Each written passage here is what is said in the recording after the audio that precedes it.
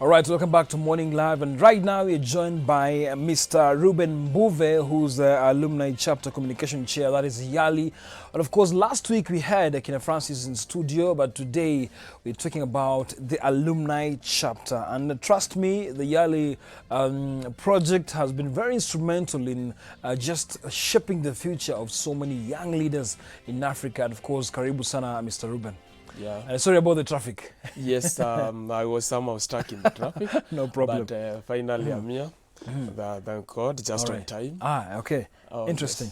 Yes. Now, when you talk about YALI, you also have the Alumni Chapter. Maybe the difference, the Alumni Chapter. What is the Alumni Chapter?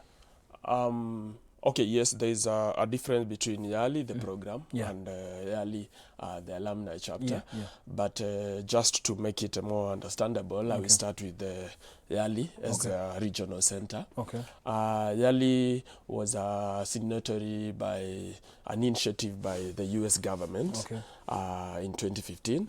And it is a leadership program for young people between 18 to 35 years. And somehow there are 4 centers in Africa. There is 2 in West Africa, 1 in Ghana and the other one in Senegal. The one in Senegal is for Francophone countries, and the one in Ghana serves Anglophone countries. Then there is one in South Africa, and the last one, the 4th one, is here in Kenya. It serves 14 countries in East and Central. It is located in Kenyatta University. And after these young people go through the program for 4 weeks, after the training, which is very intensive, they are now transitioned into what we call the Alumni Chapter Network. We have 14 chapters for the 14 countries. And so far, YALI has produced around 2,601 alumni for the 14 countries. Here in Kenya, we have around 912 alumni, and now that is the number that makes the Kenyan chapter. And after we have the training, we normally now bring them together into the network so that we can continue with the transformation journey. We can continue impacting as a group. Yes. Interesting. Now, it's clear you know what the chapter means. Now that means it simply means the follow-up of the cohorts, is it? Yes. Absolutely. Now, when you talk about follow-up, so far maybe, how is it easy? I understand the communication has to be very key over here, from people from different countries brought together. So, when the struggle to bring everyone together is still funded, or maybe what happens here? Yes, it's a very difficult task, you know, to keep these people connected. Yes. The fact that these people are from different backgrounds, they have different ideas, they have different individual initiatives. So to have one common, you know, one common journey, it is not an easier task. So what we do is the first thing, you have to engage these people.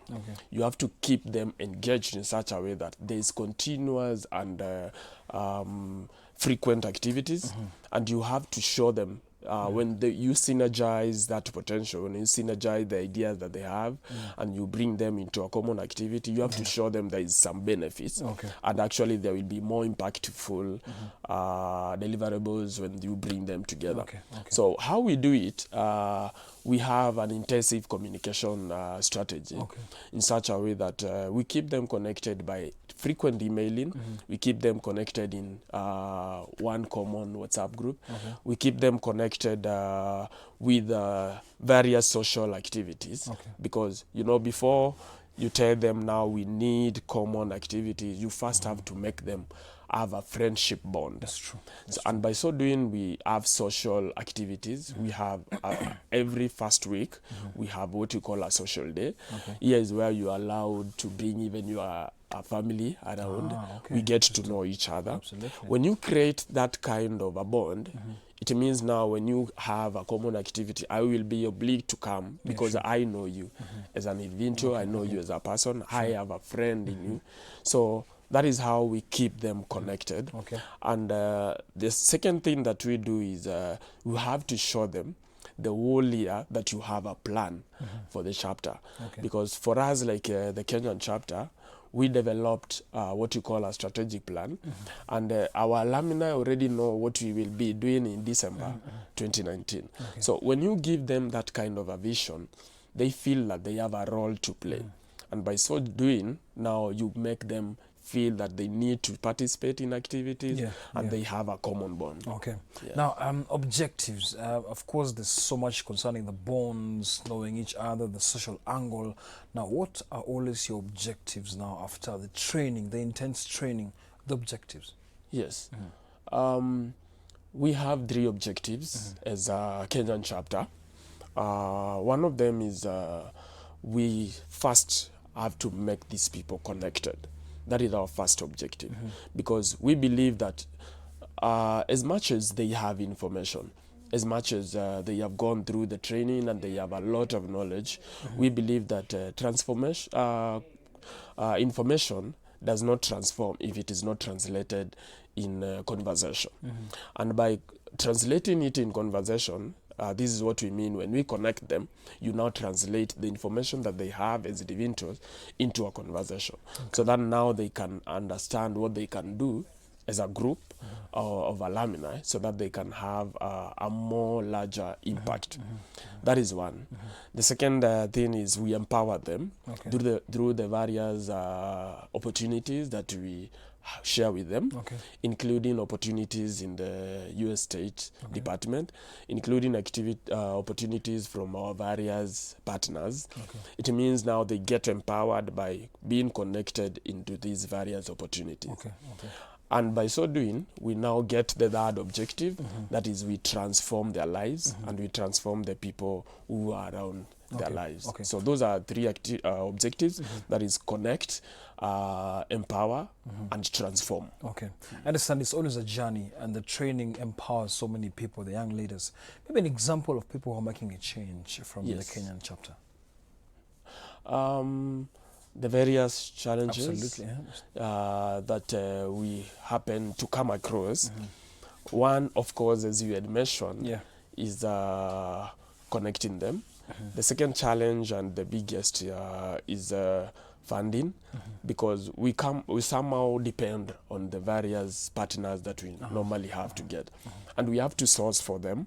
So having to convince a partner that you have something to offer for young people, somehow it's not an easy task, but we have been getting various partners, some in kind, some in cash, some who have been offering this kind of opportunities for our alumni, that is through jobs, through internships, through volunteer opportunities. So the biggest challenge that we have is getting partners on board and to work with us for us to realize the 3 objectives that I have just mentioned. But we are doing fine, and by the end of maybe the first quarter of the year, we are going to have more partners coming in and working with us for the rest of the year. All right. Now, I understand after finishing your 4 weeks actually, a course that's intensive course. The communication part, we've talked about it. Now, the people who are not responsive, do you manage to follow them up? Yes. We do follow them up in such a way that we collect their stories. We go to their various sectors. We have 3 sectors that YALI offers. We have the civic sector. We have people who are in the business sector, business and entrepreneurship. And we have people who are in the public management sector. So these people, after going the 4 weeks, they go back to their various sectors. So it is now upon us to follow them and get to know what they are doing, get to know the success story now, what the changes they have made since transitioning from participation into alumni chapters. So we get their stories, we publish these stories, we take videos, we present them to partners, and by so doing you find a partner looking at an individual, looking at our alumni and seeing that there is impact in the activity. And they happen now to come on board and fund them. So that's how we do it. Interesting. Now, we also have the Mandela Fellowship. Washington Fellowship. We also have, you've mentioned so many actually areas of them now. When you talk about the Mandela situation in Washington and of course the YALI situation in different parts of the continent, Yes. how do they actually just come together for the same objective? Because it's not so easy also to follow these guys up. Yes. Now, do you guys are you able to interact with the Mandela fellas, or are you able to interact with the South African team? How does it go around? Oh, yes. Okay, yes, I had mentioned that YALI has 3 programs. Yeah. One of them is YALI Network. Okay. YALI Network is basically an online Platform network. Okay. It's a platform that brings young people together. We have the regional centers. The regional centers is now what I had mentioned. There are 4 in Africa, and the East and Central one is based here in Kenya at Kenyatta University. And the 3rd program for YALI is Mandela Washington Fellowship. But all of them, after the training, they normally now have one network, that is the alumni chapter. So the alumni chapter is both for the people who have gone through the regional center and also the people who have gone through Mandela Washington Fellowship. They just under one umbrella. Yeah. So why the different locations? Yes, this one is in DC, this one is the other one in Duke, South Africa. Yes. Is it wise just, for example, if it's Africa, let Africans settle, for example, in a specific country for this year. Next maybe window, specific country. Why are they being like in Kenya, in South Africa, in DC? As in bringing them into one country. Yeah. Okay. One objective about doing that is the fact that you see, these people have different experiences in their various countries, and these people undergo different background when they are being brought up. These people have different beliefs in these different countries. So when you bring them in one center, the objective is to somehow make them learn from each other. You make them somehow realize that the different challenges that we have in your country are the same ones that are being experienced in the other country. And if there are different challenges, what are they? And how can we work together as young Africans in such a way that what you are experiencing in your country, I have an idea, and I also have some information how we can help each other now come together and somehow develop common solutions for the challenges. So the main objective is to make them learn from each other and to make them synergize their potential, synergize their talent, synergize their skill into one common mindset so that they can develop common solutions towards those challenges. When you talk about young African leaders, this is something very inspirational, and also it's a statement of hopefulness. Now, young African leaders, when you talk about civic engagement, when you talk about business leadership, when you talk about all these other things that are offered during either the 6-week course or maybe the 4-week or 4-week course, have we ever had someone who is celebrated and said, I'm a YALI alumni, and of course I'm holding this leadership position courtesy of this process that I underwent? Yes. Yes. There's a lot of difference between a person who has not gone through YALI and a person who has gone through YALI, because there's pride in it. One thing, because it is a competitive program where applications are sent through online, and they pick the best out of a crop of thousands of applications. So that is one pride of you being selected into the chapter. Another pride that we put under YALI is the kind of training that we undergo. Because the 4 weeks, there is what we call design thinking. It's a very intensive course whereby you are taken through how you can solve different challenges to the root cause of that challenge, how you can find the root cause and how you can develop a solution toward that root cause. So this is a methodology where young people are now taken through to be shown how you can develop different solutions for the challenges that they are experiencing. So there's a big difference, and there's a lot of pride for people who have undergone the program. Yes. Are there successful guys in leadership positions out there who have undergone the program? The success stories Success of our stories, people. absolutely, in leadership position. Of course, leadership doesn't only mean like kind of being in charge of people. Yes. Leadership also means just you can humbly start a project somewhere and it will shine in one way or another. During your follow-up stories and everything, success story, how is it? Let's give it a scale of 1 to 10. Yes. You say, just as you mentioned, yeah, leadership position. Most times people think that leadership position comes in terms of elections. Yeah, absolutely. Yeah, And just- also just trying to lead people, Yes. ordering people around. Exactly. People think, actually, yeah, you just demystify that fact. Exactly. But I would tell you that actually where you are seated, you are already my leader. Okay. You are leading the show. Absolutely. So you are already a leader here. So you find that when somebody has a family, they are already a leader. Yes, Because absolutely. I call that as the first mile of leadership. Yes. If you have a family, you have a wife, you have kids that you are leading, that is the first test of anybody who can be a leader.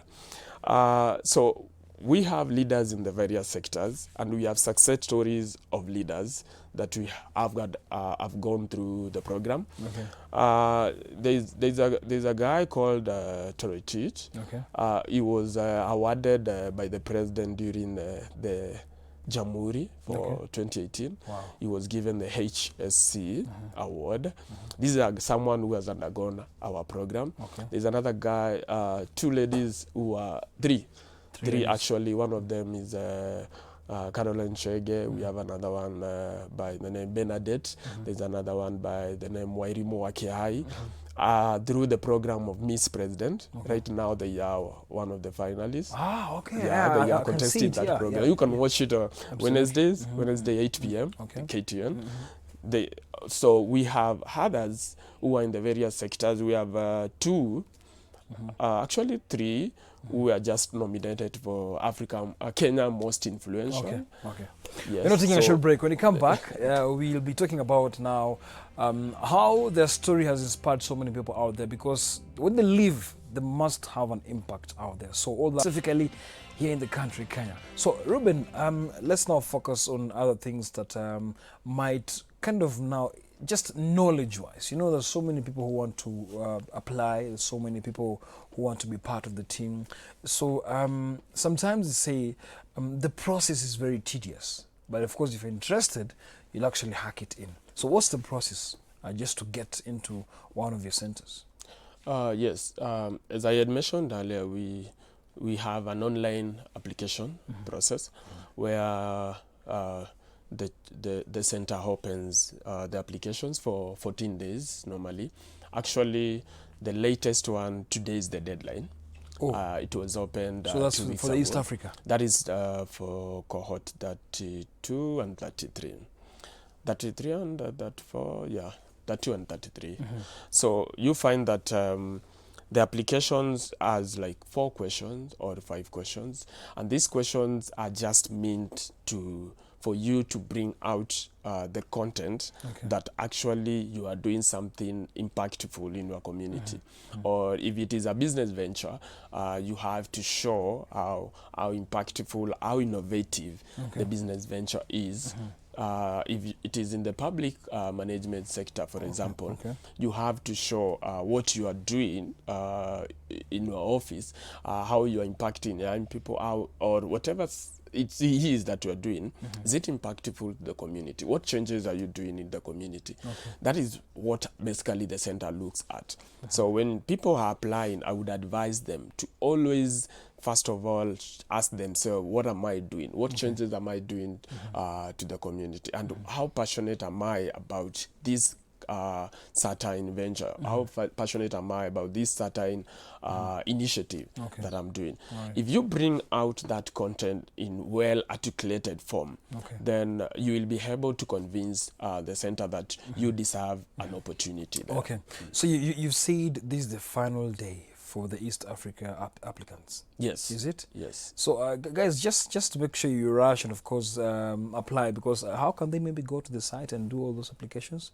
the URL or something like that? Maybe you can give us. Yeah, it's you just look for YALI East Africa. YALI East You'll Africa. be able to guide it into the site Okay. where there is an application link. Okay. But again, if somebody has registered, for example, through YALI network, you find that as long as your email is in the database, you normally receive emails reminding you to apply, and there is always a link where people just click and make up the applications online. Yes. Okay. Because you're part of the process. You've been part of the process. I understand millions of youths actually apply for these programs. Yes. And maybe for someone who you encouraged to apply today, I understand there's a process. Yes. Just people are kind of eliminated, the elimination process. Yes. Now, give us the tactics to actually make sure someone's application is very, of course, has the flesh and can convince people around. And of course, you'll also tell us about who are the people who look into these applications.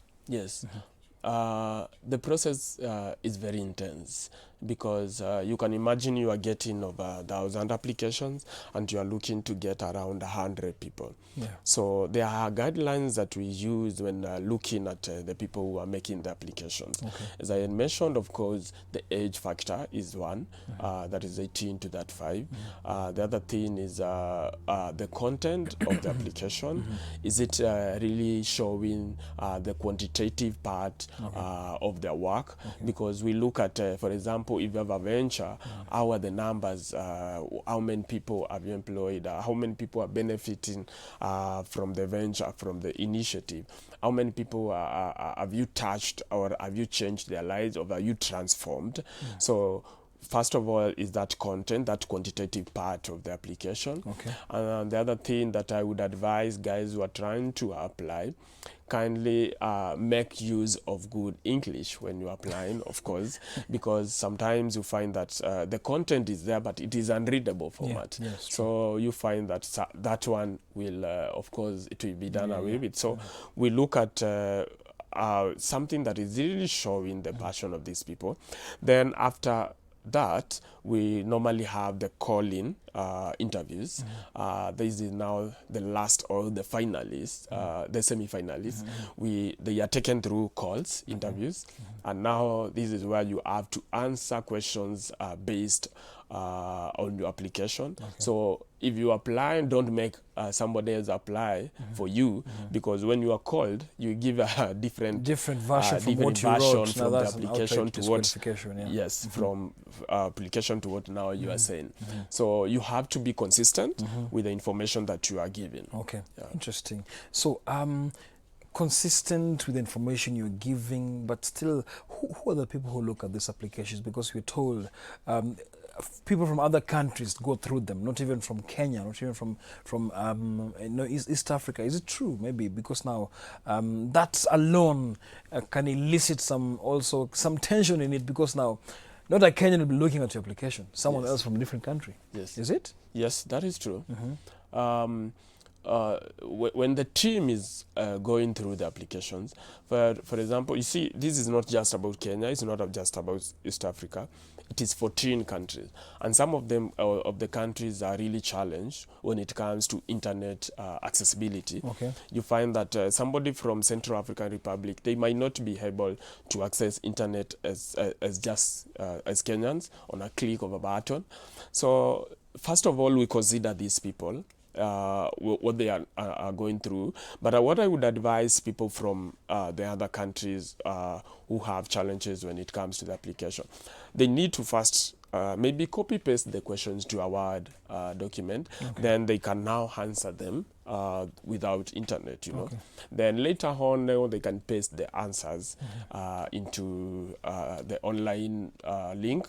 That somehow makes it easier for most of the people, because when you try to apply it online throughout, you might lose internet on the process, and you might lose the data that you are trying to pass across.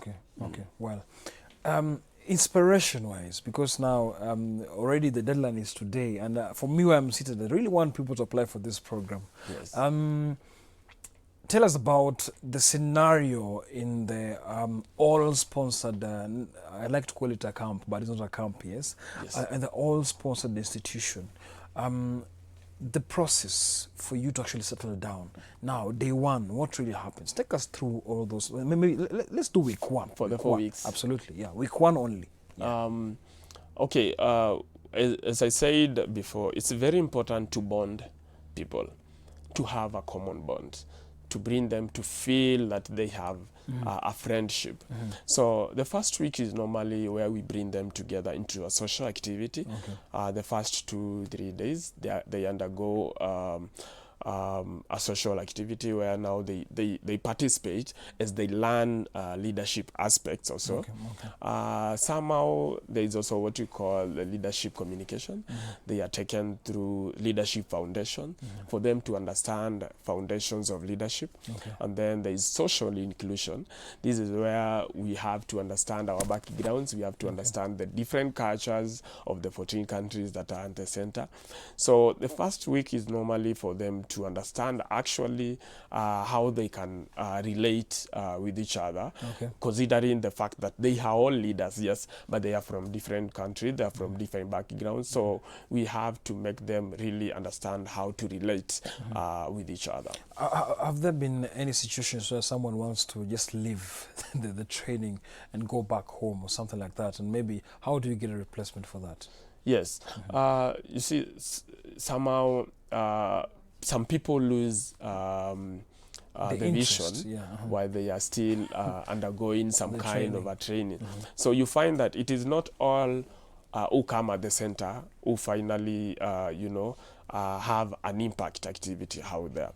But I can say most of them actually have a vision that they need to implement, because as I said before, information is not enough if it is not translated into conversation. And by conversation, I mean meaningful conversation, whereby now we can really implement the ideas and the dreams that we had when we were coming to the center. So there are many and a couple of them out there who have really changed since the time they commenced from the center. And these are the people that we have now been following up so that we can showcase the impact that they have, the changes that they have brought into their communities, so that the same kind of story will inspire someone out there. They will show someone out there that it is really possible. When you really believe in your dream, you really believe that the initiative that you started to make changes on, it is really possible for it to come into fruition. All right. Thank you very much.